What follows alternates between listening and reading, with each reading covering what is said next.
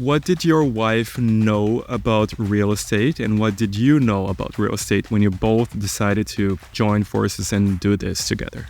In the beginning, we didn't really know. How did you go from the first property to all the six? And I realized it's like, I don't need to save that down payment again. Why don't I take out some equity through a home equity line of credit and then use that as the down payment?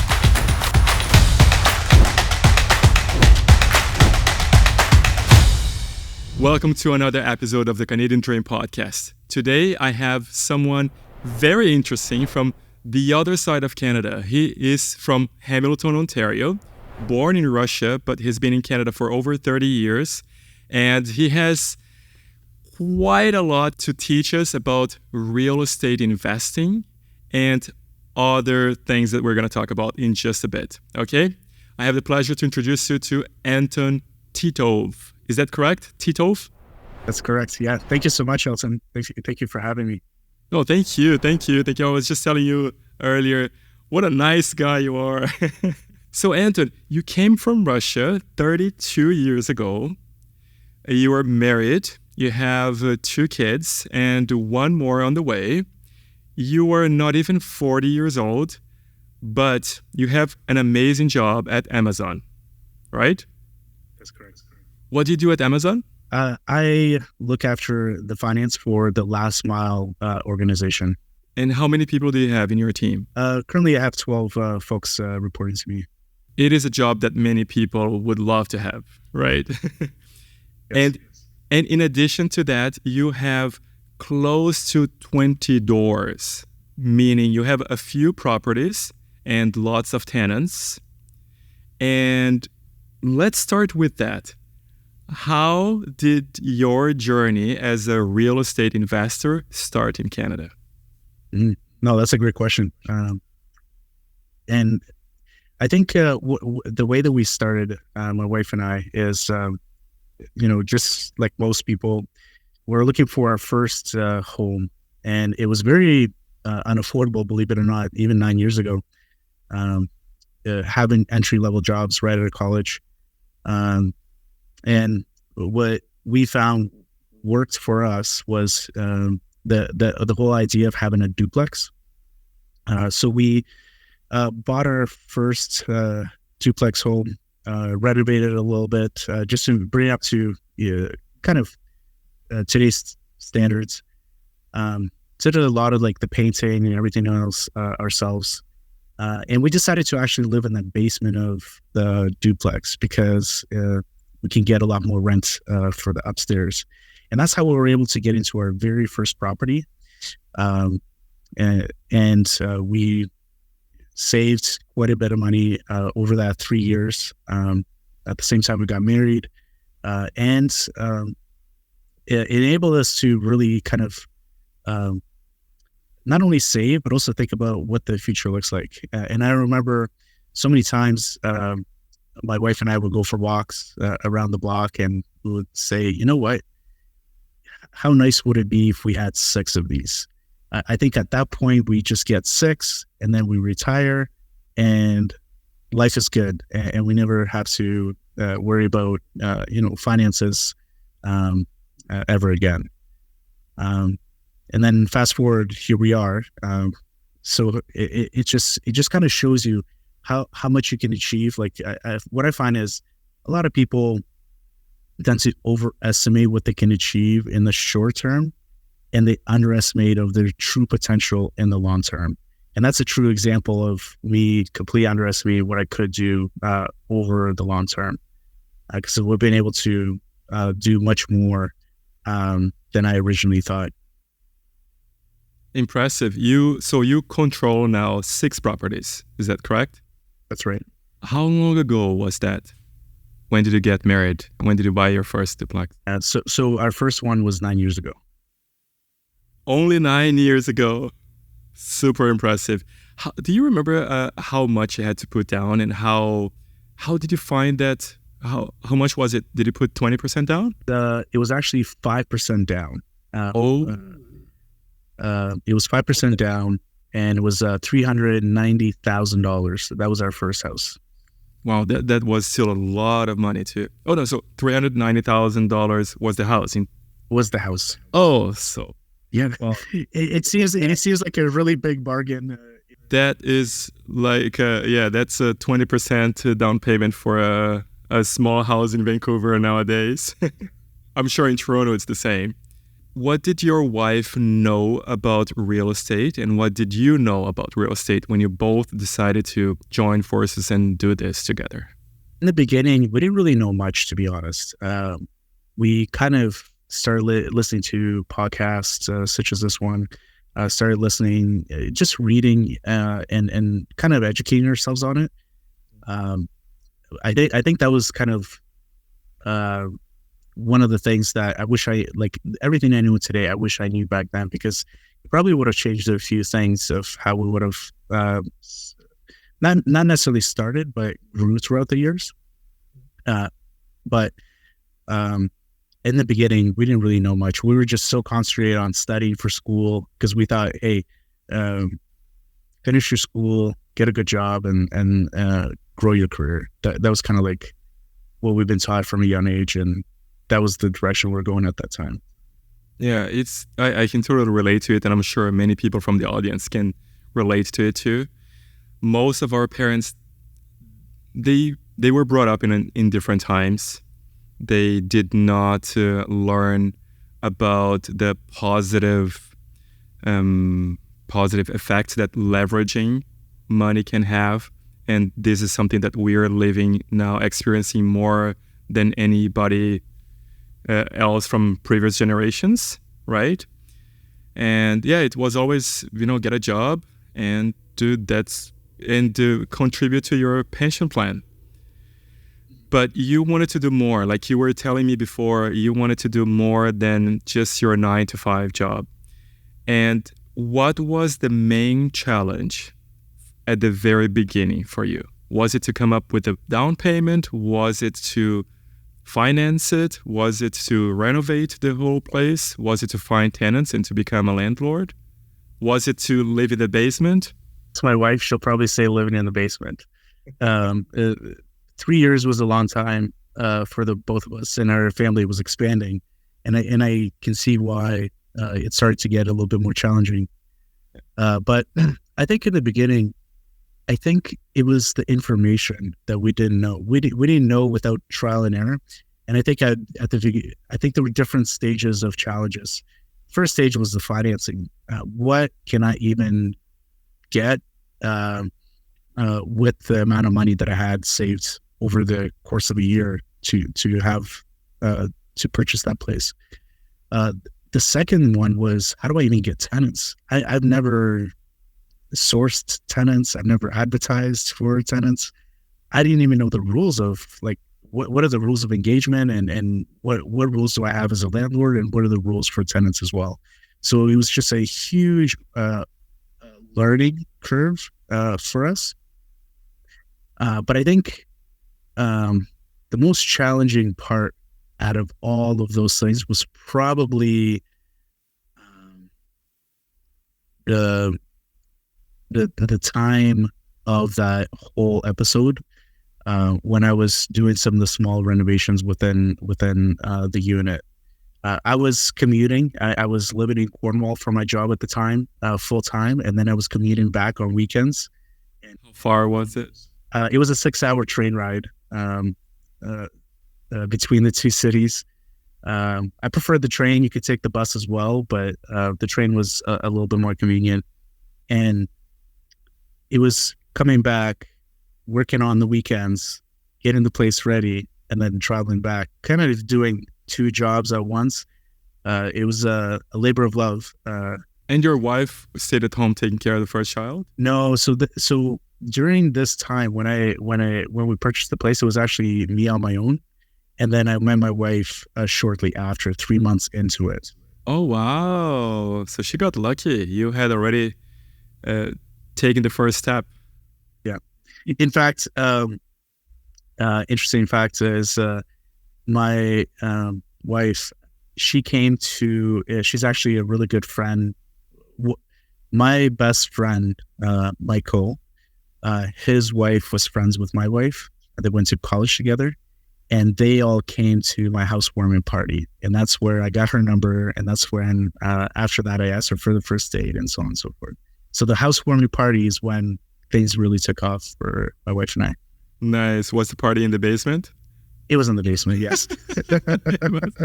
So how has your experience been with your tenants? How many tenants do you have today? Currently, we have 19 19 doors, so 19 contracts. And that's within those, we have families, we have single individuals, but 19 altogether. Okay, so before we talk about the tenants, I think there's a gap here that we have to fill.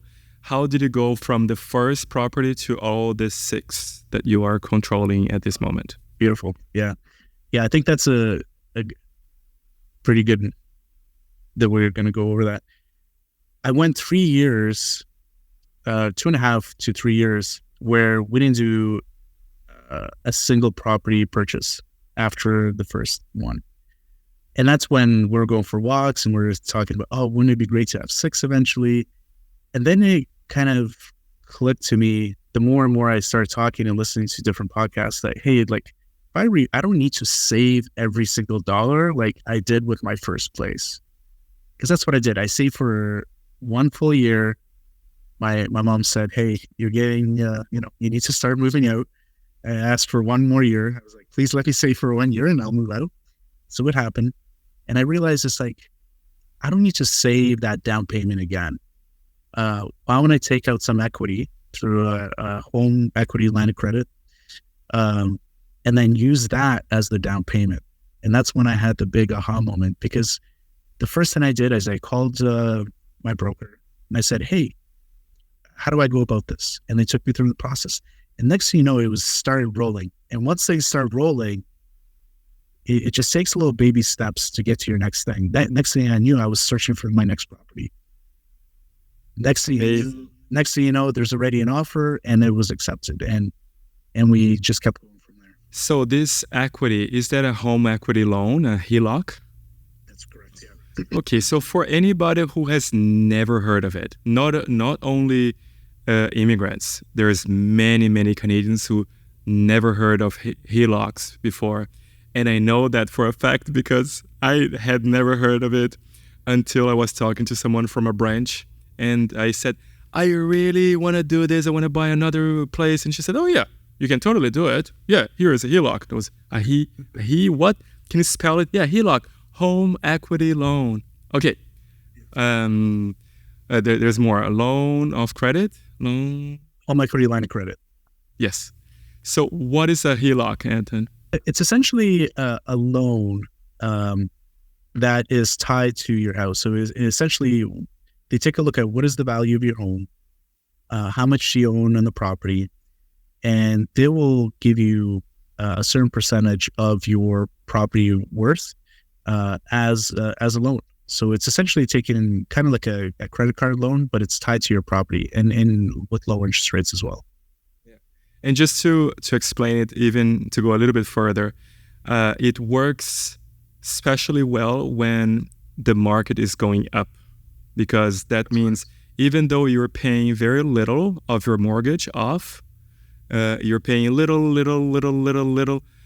but if the market goes up, say in prices, the property you bought for say $500,000 now is worth $600,000.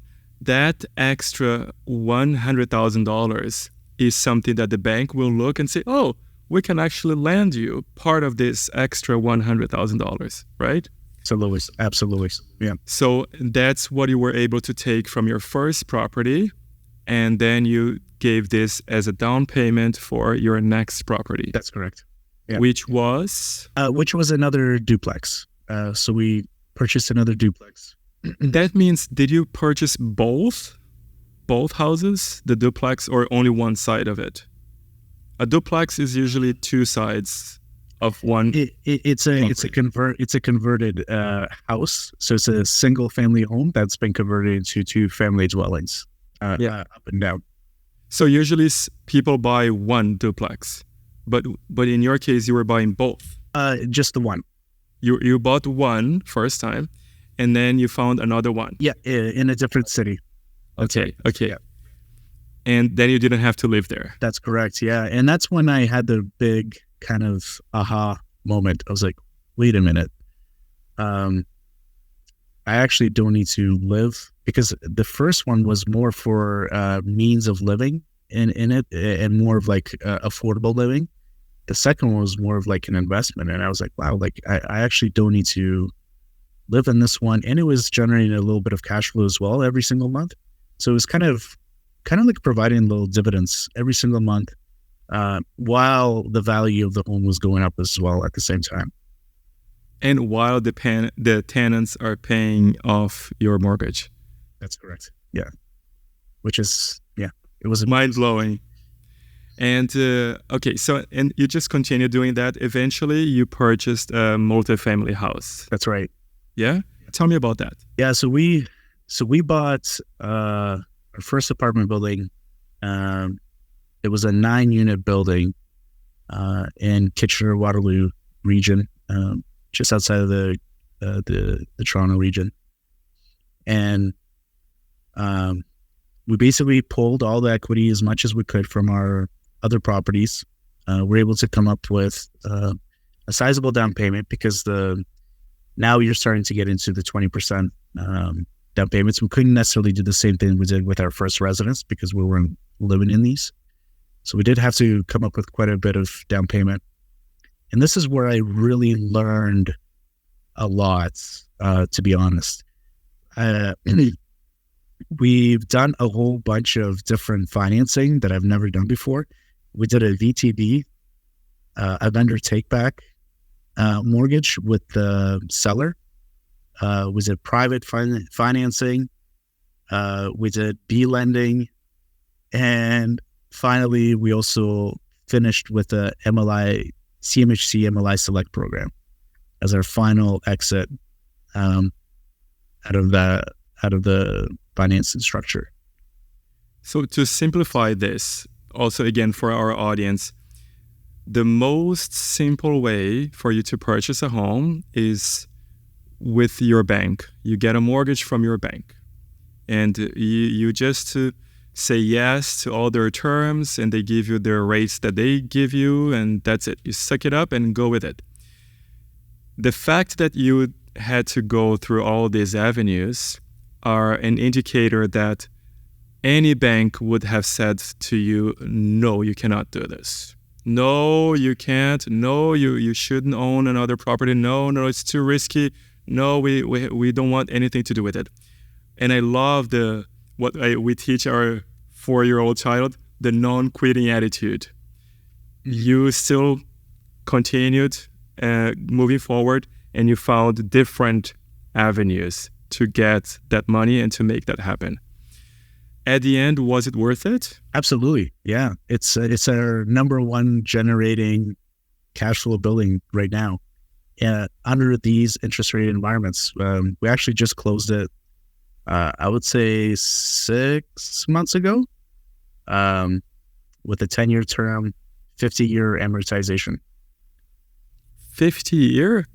Well, you see, I had no idea there was such a thing. There's a 50-year amortization plan for commercial CMHC MLI Select program. Yeah. Oh, so is this a commercial building? It's a commercial building. Yeah, 9 units. Commercial. It's so 9 offices. No, it's all apartments. It's just how they classify it. So anything over 6. It depends on the bank, but I would say on the safe side, anything over 6 units is deemed commercial. Okay. So you need to go through different financing avenues outside of your residential. So we talked about 3 different properties. What are the other 3 like? Yeah, duplexes for majority of the portfolio, and then we have another a 4-plex and a 9-plex. Mm-hmm. Why do you like duplexes? At the time, it was much easier to finance them through A-lenders, your TD, RBC, Scotia, CIBCs. Like Scotiabank was our preferred bank that we liked, but it was just much easier because it was evaluated based on the on all the properties that are within that specific neighborhood. So as the neighborhood values went up, so did our property.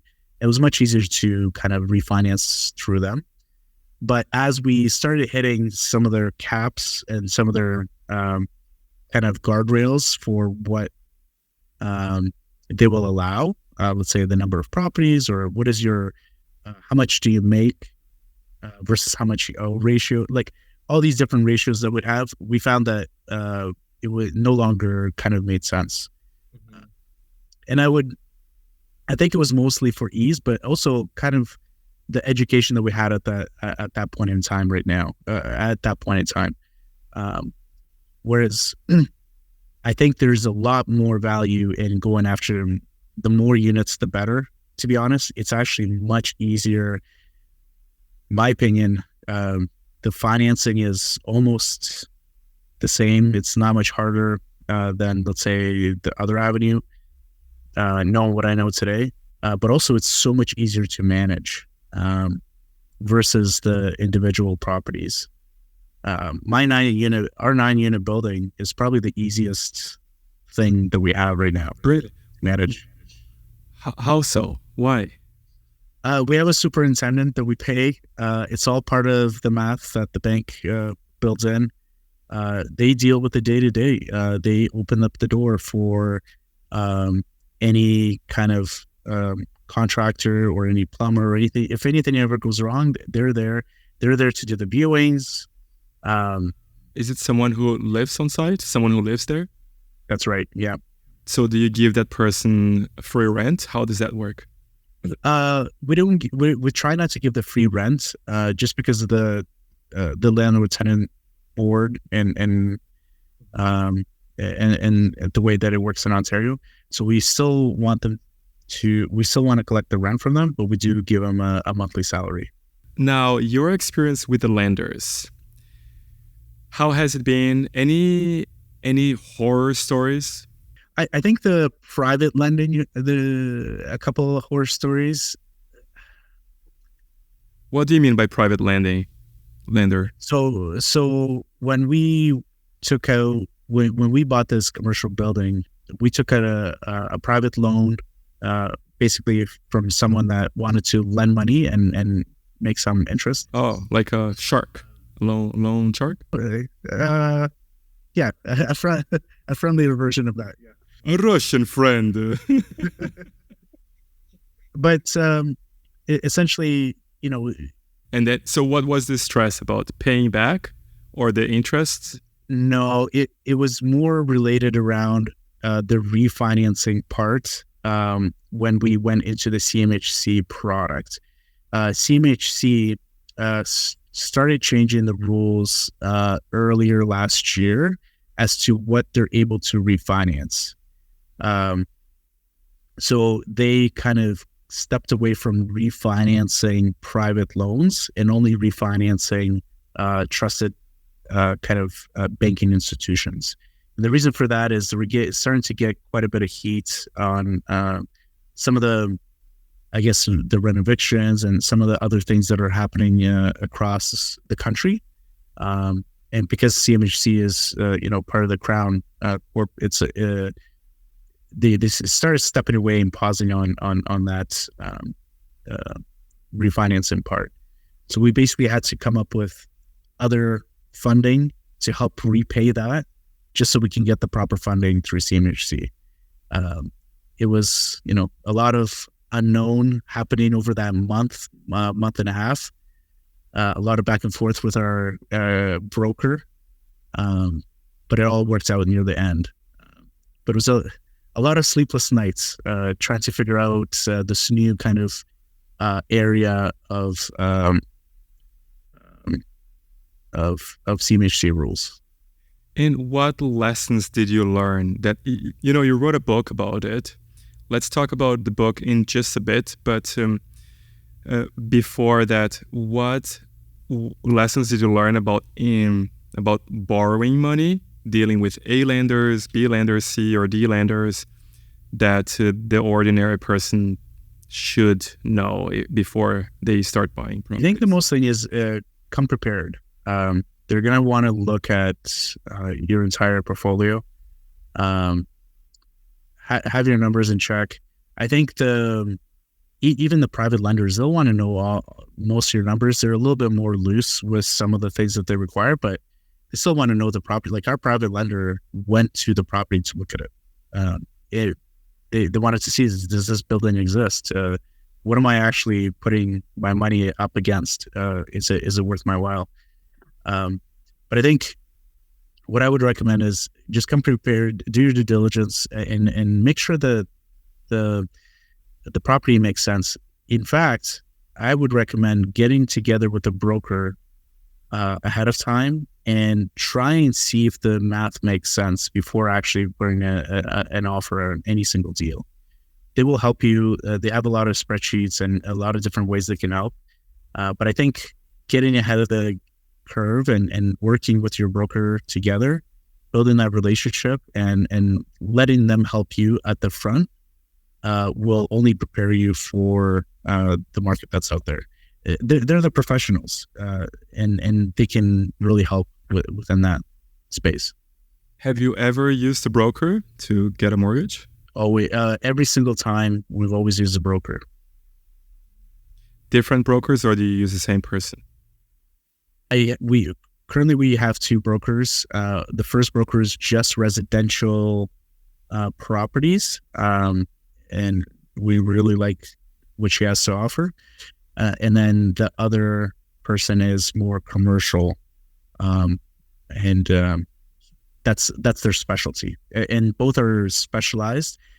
Does the residential know how to do the commercial? She can, but it's the specialty of the other folks. So we use both for different reasons. And how is it for you to deal with a full-time job plus a family of 2, soon 3 kids, and all these properties, and you also have another business, right? Which is a cleaning company, if I'm not mistaken. Right. Yeah. Time management and organization. How does that work for you? Yeah, that's a great question. Prioritization, knowing what's important, what's putting money or the most important tasks that need to be done first. The other thing is delegation. It's like I have 3 buckets. Whenever there's a task that's available, it's either 1, I delegate to someone else to do it, 2, I do it right away, or 3, I just delete it because it's not an important task. There's a lot of tasks that come your way that are, it might look like they're urgent. They might look like something's really happening there, but all it's going to create is churn. And you need to really be able to kind of isolate those and identify them at first and be like, this is not important, and I don't think it'll ever be really important. So really, it's either do it right away or delegate right away. And that's how you have to start building like a small team of folks that you can trust to be able to help you, because there's no way you can do everything yourself. Absolutely no way. So that team that you trust, who are let's say the 3 or 4 most important people that you need to run so many doors? The handy person. Mm-hmm. Absolutely. Our superintendent. And I would say our cleaners. Those are probably the top 3 right now, just to keep it running nonstop. So the cleaners, what do the cleaners do? Do they clean outside the units? The cleaners are for move in, move out. Because once the tenants move out, we have our handy person come in, do any small fixes that are required. Once they're done, the cleaners come in, they do their cleaning, and then their unit's ready for moving back in. And your superintendent, do you have that for only one building, or does that person work with all the other buildings as well? I wish they worked for all, but they're limited to just that one 9-unit building. And how do you and your wife work as a team? How do you distribute the tasks and responsibilities? It's a great question. I think the biggest thing that we've been targeting over the last couple of years is really taking care of our kids. My wife's really been more or less helping with growing our family and making sure that our home is intact and making sure our kids are raised in a really good way. She's helped quite a bit with the cleaning company as we onboarded with some of the marketing, some of the sales. So absolutely amazing. But right now, we're just trying to make sure that the new baby that's coming around, that they're well taken care of, and same with the children as well. But I think in the long term, Shannon definitely wants to be more involved, more so, probably more so on the marketing and sales side. She's really good at that, to be honest. I'm always impressed with what she's, when she comes home and she's like, "Oh, I did this." I was like, "What? How did you even think of that?" She's really good. I think once our baby's a little bit older, I think she definitely wants to take on more responsibilities. You seem to be the guy who does more of the hands-on tasks. Go and there's a door that needs to be fixed, or there's a handyman you have to call. You are the guy who does that. Who keeps track of all the payments, property tax payments, and all the mortgages, and collecting all the rent? Is that you, or is it Shannon? It's still me. It's still me. But I probably undersold what Shannon does. She's like the big idea person. So she's the idea generator, and she's also the one that pushes me. I'll come up with something like, "Hey, I don't think this can happen," and she's like, "Yes, it can. Why don't you just try it?" And it gives me complete confidence and motivation to go out and do more. What was a recent obstacle that you guys had to overcome? Oh, the most recent one is a tender that we provided to the commercial cleaning company. We submit tenders, and there was one small area where it says you need to have this kind of experience, and she's like, and I said, I don't know if we should apply because it says you need this, and she just said, "Why don't you just apply it? What's the worst thing that's going to happen? Like, they're going to say no." So we did. So and you got it. We didn't get it. I don't know if we will, but it's small little things like this that, I really appreciate when she says, "Just give it a shot. Like, what's the worst thing that's going to happen?" They say no, and I actually think that's super relatable to a lot of people. It's like, just give it a try. Like, what's the worst thing that's going to happen? Because you go, fast forward like 5 years or a year from now, you don't know a different answer other than no, because you never tried, right?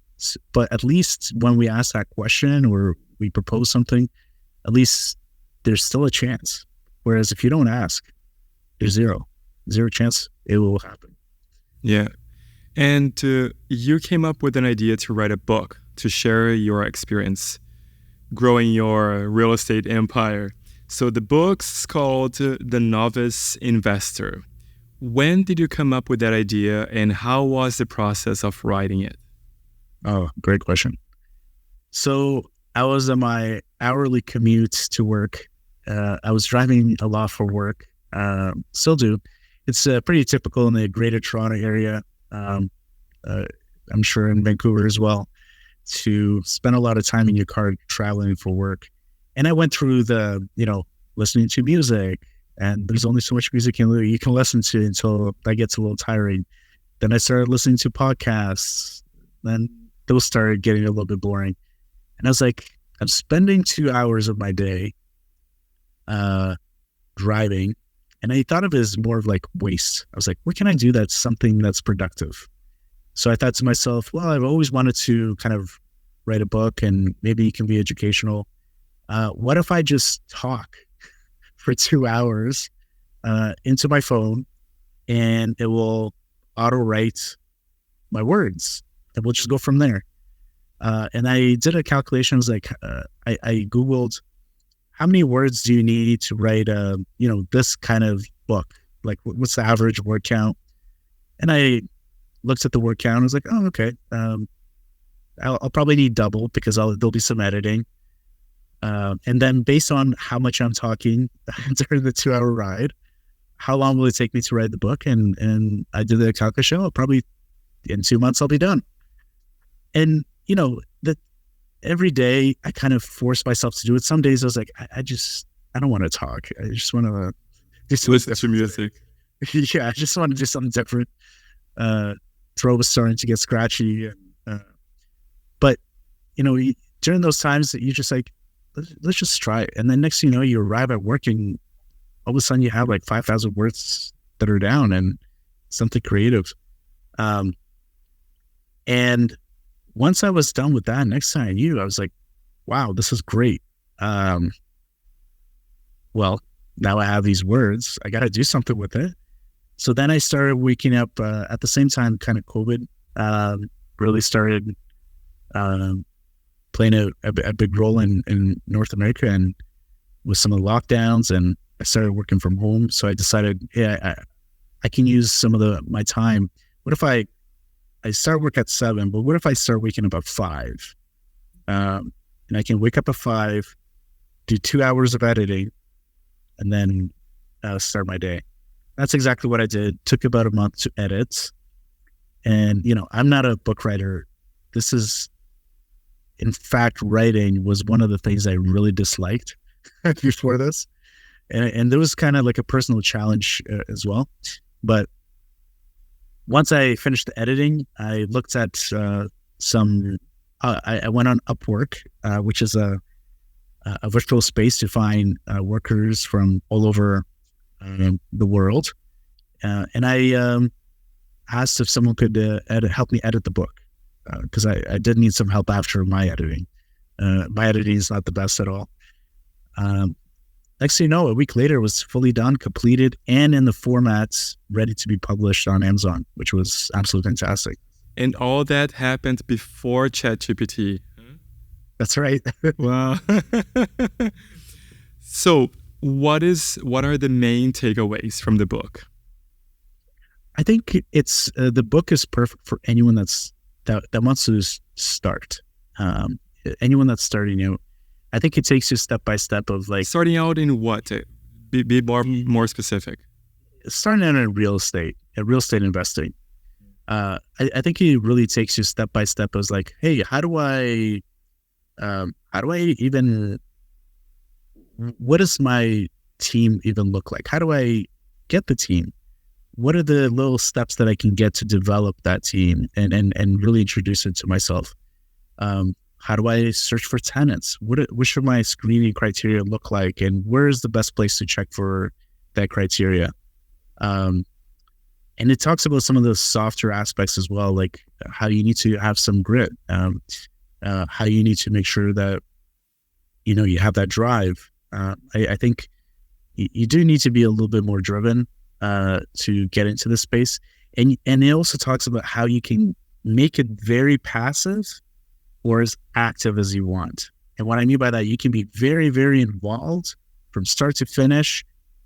You're from the very beginning of purchasing, brokerage, construction, anything you could possibly imagine. You can be involved in every single part of it.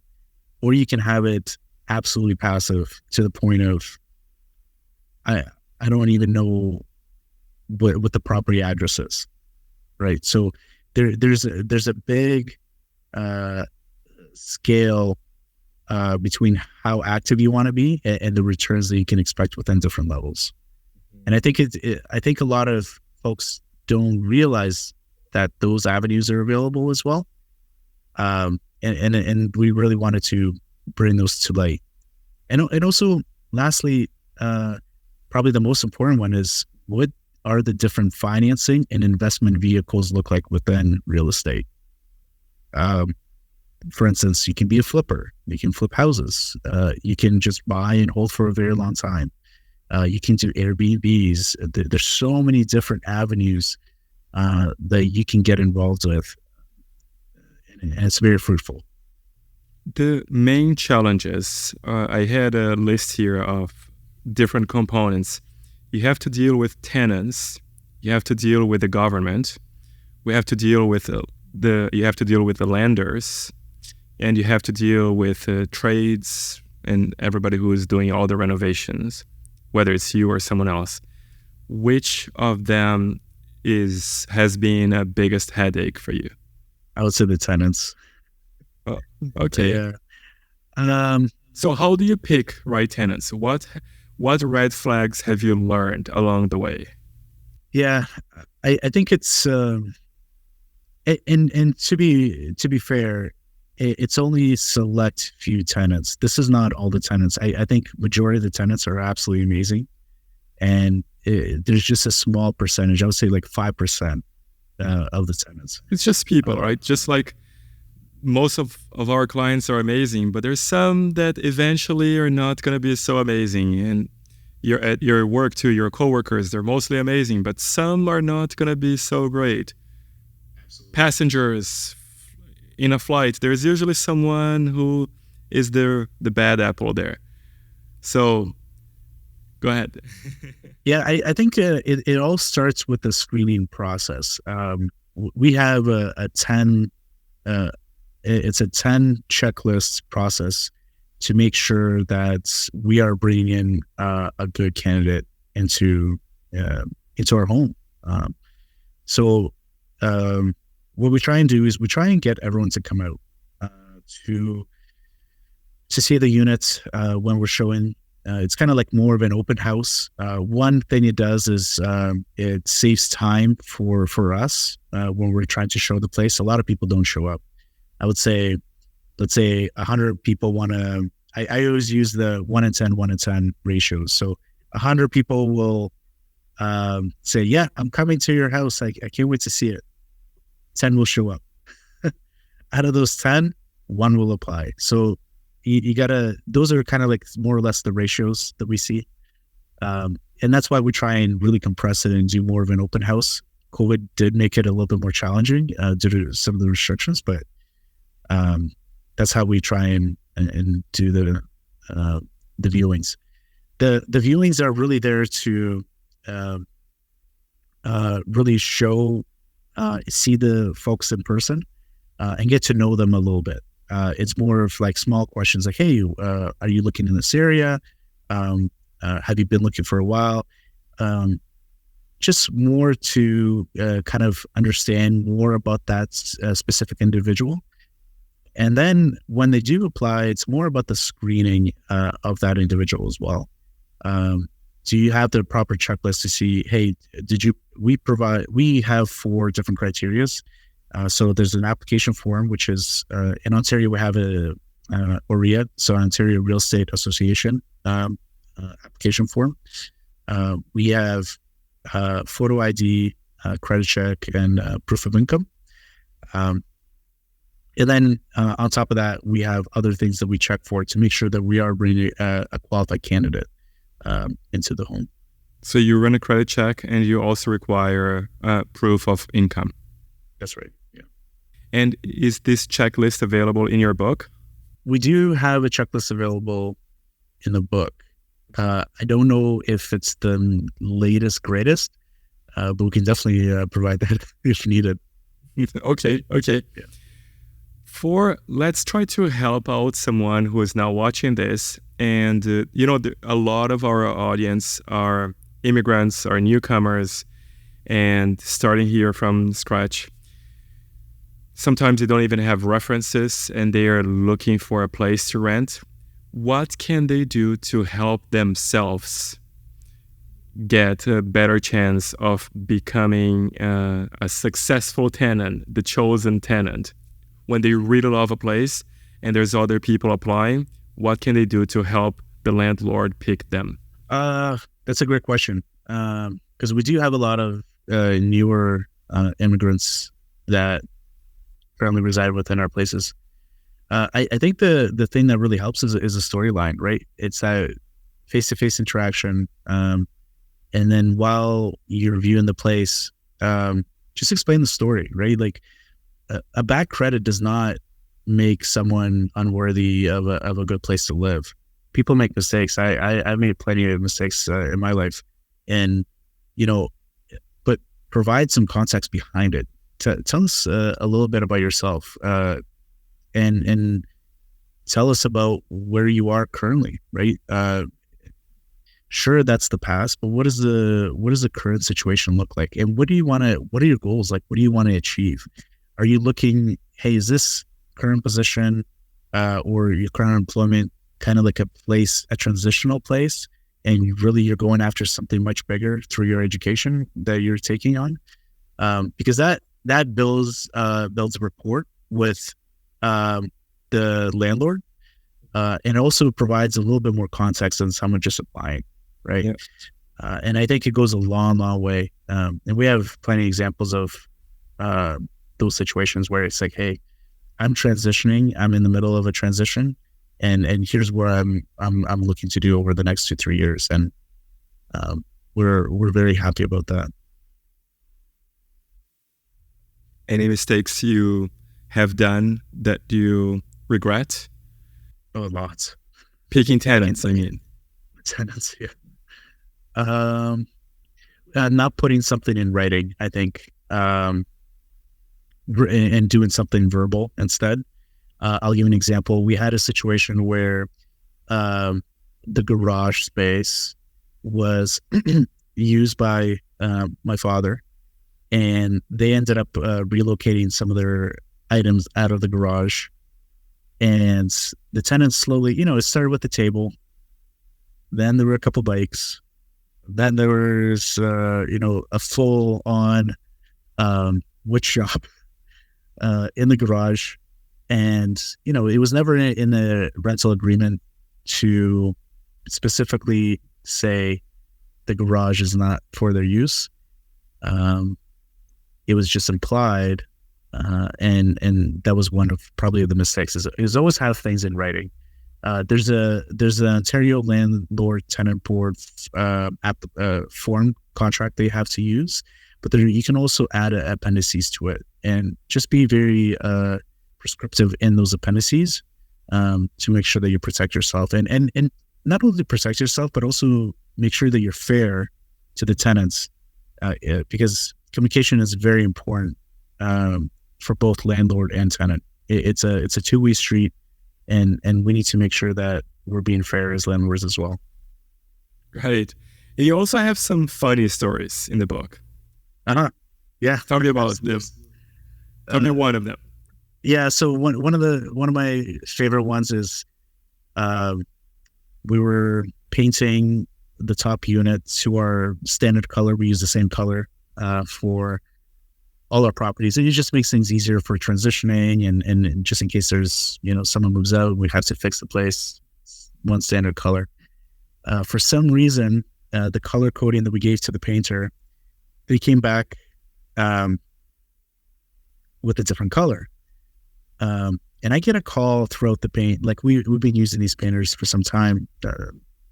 I get a call halfway through the job, and they said, "Hey, are you sure you want to paint the kitchen this color?" I was like, "Yeah, why not? Like, it's a nice neutral color." It's like, "Yeah, it's just a little purple."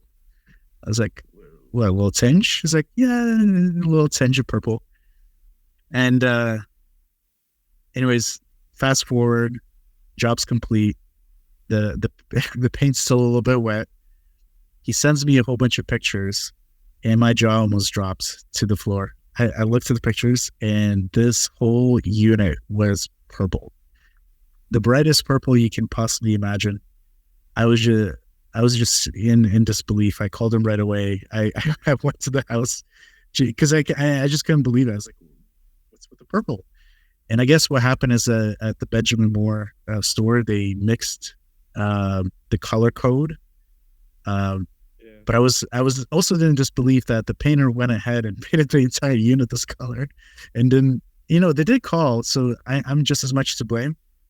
But they weren't really upfront and saying, "Hey, purple is purple." purple." How did you solve that? Who was the scapegoat? Who took the blame at the end? It was both of us. So we just said, you know what? So not the shop. No, not the shop, unfortunately. Yeah. You had to repaint everything twice. Yeah. At least twice, right? Twice, yeah. Yeah. Ah. Yeah. It's just one of those things that you go back and you just laugh at it because it's it's the color itself that was probably very comical because it's like, wow. It is a funny story. Do you have another one that you can share with us? One of the tenants, they were applying for one of our units, and they came over. They were looking at the bathroom, and it didn't have a bathtub. They had like one of those stand showers with the glass all around it. And he just made this comment. I just started laughing at it. He's like, "Oh, this is perfect. You can fill this up and you can treat it like a bathtub." And I was like, "What?" I was like, right away, he gave me like a big red flag. But I was like, I just couldn't help but start bursting out of laughter, and we all laughed at the same time. But right away, I was like, just in case he tries to do that, I don't know if this is going to be a good fit. And what is the most rewarding lesson or outcome that has come out of this 9-year experience? I think it's leaving something for the children. Well, can I do two? Of course. Yeah. I think the main thing is trying to leave something for our kids. It's leaving something above and beyond. And I think real estate can really do that. It can provide for today, it can provide for the future, and it can provide for future generations as well. Because it's something you can touch, you can feel, and it could really pay through to your children, grandchildren. But the other one, and my wife and I have just kind of like another one of those aha moments, is when we kind of thought about this, and between the commercial cleaning company and the real estate, we just thought about, look at how many lives we affect, right? And I think that it just feel like it really does feel good, because some of our properties, they are under the affordable housing umbrella, even though sometimes it seems it still feels unaffordable, even with the affordable housing kind of quotes that some of the programs do. But it does really feel good to give back to the community and to see how many families kind of depend on you, and how you're able to give back to the communities that we're in. Nice. You mentioned a cleaning company. So now we're moving to that topic. It's one of the last topics, okay? Mm-hmm. Yep. So you also now, because you were so bored, not doing much all day long, just 2 kids and commuting to your full-time job and all these 6 properties and 50 tenants, you were bored, and one day you thought, oh, I should buy another business. Tell me about that story.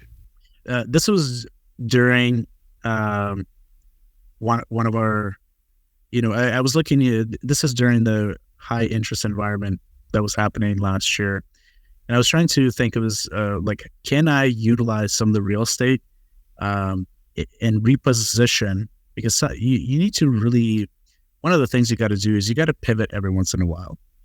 We pivoted into the commercial space for some of the housing. And this was a really good time for us to be like, you know what, maybe it's time to maybe sell one of the properties and reposition some of the capital in a different avenue. And I think in Canada, there's 2 big opportunities that are coming up. One, I think, is real estate. There is a really big supply and demand problem within Canada in some of the major metros, coast to coast. So real estate is a really good avenue. But then the other one is the small, medium-sized businesses. There's an aging population, the boomers. They're the majority small, medium-sized business owners, and they're kind of coming to a time where they're forced to do one of three things. And one of those three things is pass on my business to my children, some of which are not interested in actually taking it on. They've seen their parents struggle with it, doing the day-to-day. So they're not really interested in maybe following that path. At which point they really have two other options. One is sell it off. And then the third one, which unfortunately happens all too often, is completely liquidate altogether. And that's probably the least preferred option for many of these folks. So I think there's a really big opportunity happening in that space. And we started seeing kind of that trend, and having worked on that commercial building and looking at the profit and loss and how the bank treats that real estate, it relates to how the bank looks at businesses as well. So leverage works in both scenarios. It works not only with real estate, but also works with buying businesses. So you can actually purchase businesses with a smaller amount down, and then get the financing through some of the banking that's available in Canada. One of the biggest one is BDC, Business Development of Canada. Why did it choose a cleaning company though? Great question. So commercial cleaning specifically. And I'll talk about why commercial versus residential specifically first. So commercial so in an environment where there's an economic downturn, most residences will probably start to reduce some of their spend on some of these things that they can do themselves. Like, let's say lawn cutting or home cleaning. I'll go and vacuum my own carpet just to save a couple dollars, for instance. Whereas with commercial, it is much harder to go clean. Let's say you have an engineering firm and you got 5 floors of office space. You're not going to get your engineers to clean your carpets or clean your office. This is a service that you're going to continue to have. So it's just more stable. It's not very seasonal. It's very straight line. Basically, what you earn last month is probably going to be what you earn next month. Very steady state. And it's easier to also fill when it comes to associates. It's much easier to hire for something that's very steady versus up and down, up and down, up and down. Now, why cleaning company in general? I looked at necessities. So what are the things that are not necessarily going to go away? And I like to look at recession-proof and COVID-proof. And COVID-proof and recession-proof are not the same thing. And I'll give you an example. I was looking at a catering company that was provided catering, hot lunches for all the schools within the GTA area. And although it might be recession-proof, it's not COVID-proof. Their sales went from just over $1 million per year in revenue to $60,000. Wow. In revenue, just like that. And the only schools that they were providing hot lunches to were some of the private schools. That's not the type of business that I would encourage anyone to be in. It's just like they completely got wiped out. A good thing that we're able to get back into it, but unless you have really big kind of a nest egg saved, it's very hard to get out of something like that. It's just completely devastating. So I really like the service type businesses, and I'm a big fan of reoccurring income. What I mean by that is like every month you just have the money coming in.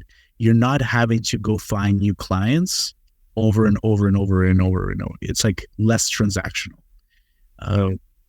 So that's the reason behind it. And I would say there's only a few businesses that fit that criteria, that filter down into recurrent income, COVID-proof, recession-proof, and service-based. I love it. I love it. How many people are working at that company right now, approximately? Yeah, we're right now we're at 25 total employees. And how long have you been in business for? I mean, you as an owner? As an owner, we just bought it. I think we're going to be at 6 months. Yeah. Oh, wow. Just over 6 months. Yeah. Congratulations. Thank you. So I am sure this is not the end for you. So what is next for you? Is it another business or is it another property? It's probably going to be a combination of both. I think but most likely it'll probably be the property first. We are looking for one right now. And I'm hoping we can close something this year. But for the business, I think what we're going to do is we're going to stabilize our current one right now. I think because it's still so new, 6 months in, I think it'll probably be a year or two into ownership where we can finally build a nice, strong foundation, stabilize it, and then be able to move on to the next one. Any big dreams that you still have? What is your big Canadian dream? My big Canadian dream? Big Canadian dream is to be able to hand off a business to each and every one of my children. What they do with it will be up to them, but I do want to provide them with more. Obviously, you always want to give your kids more than what you had, and I think that'll be a really big one that we're trying to achieve. So as soon as we found out we're pregnant with the third one, I was like, oh, looks like we need to get another one. And pieces of advice. What pieces of advice would you give to someone who is looking at you now and going, wow, what this guy is doing, I would love to do that? How do they start if that is their dream, if that's the journey they want to get on? Yeah. I think what's helped me is, you have everyone can have a really big goal, and I think that's important. But focus on the first steps, like work your way back. Like here's the trophy, or here's the goal that I want to achieve. But what are the little steps that I need to go through in order to get that? Some of them you might not know, but it's that first initial step. It's that execution. It's that, the drive to actually do it. I think that's the most important part. And for me, I'll give you an example. I knew nothing about buying businesses before this. My first step was to search the web for the businesses and sign probably 45 NDAs, non-disclosure agreements. That was the first step. And then the second step was identifying what fit my criteria, right? What fits my criteria in order to go to the next step. And I think one of my friends asked me one day, it's like, what makes someone a little bit different versus your average individual? And I think the first thing is a lot of people have the criteria built in. And unfortunately, what happens is we get lost in two different phases.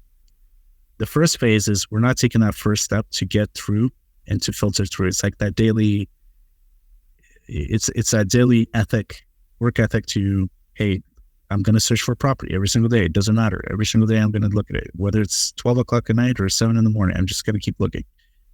But then once I find that criteria, this is where the other folks fail. The first ones just don't take the action.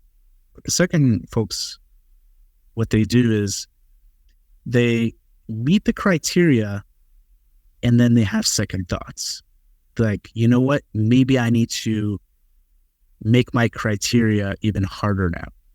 And now they're stuck in a cycle and they're never going to close. And I think once you identify your criteria, once you filter through, that's the next step. That would be my recommendation. And that's what I would tell folks is once you find it, you just got to go with it, because you already did all the homework behind the scenes and you just got to take action. Well, I agree with you, but I guess many people who are watching this might be thinking, easier said than done. So Anton, prices have skyrocketed since you started this journey 9 years ago. And well, Vancouver is so expensive, Toronto is so expensive, Montreal is so expensive. It's not that easy. What would you like to say? Yeah, you definitely have to be a little bit more creative. And I think one of the things I always talk about is there's many different steps for home ownership now to your final destination, to your final family home, versus then what it was maybe, let's say, 10, 20, 30, 40 years ago. Whereas, like, I can tell you that, let's say my parents, their final destination, their family home was their first purchase. That was it. Whereas I think now you probably need to, let's say the path that we took, we had to live in a duplex in a basement. Then we lived in a different home. Now we're living in our final home. Maybe it means that you need to rent an apartment and have roommates, for an example, to help supplement some of the pay while you save up. Maybe it means that you need to go through a few more steps along the way, or maybe you can be a little bit more creative through some things like vendor take back. So it really depends on the situation, but there are different opportunities available for everybody, even under the current conditions. I think we just need to be a little bit more creative with how we get there, but it can still be done. Like they say, if you think you can do it, you can. If you think you cannot do it, you cannot. Anton, it's been a pleasure. Thank you so much. We've been talking for a while, and we have more to talk about after we're done recording here. Anything else you would like to say? I just want to say thank you for having me on the show, Elton. I really appreciate it. Thank you for your time. Thank you. And thank you for listening to another episode of this podcast. If you are on YouTube, remember to subscribe to our channel and to like this video and to share it with anybody who you think would benefit from this kind of content. And I will see you on the next episode. Cheers.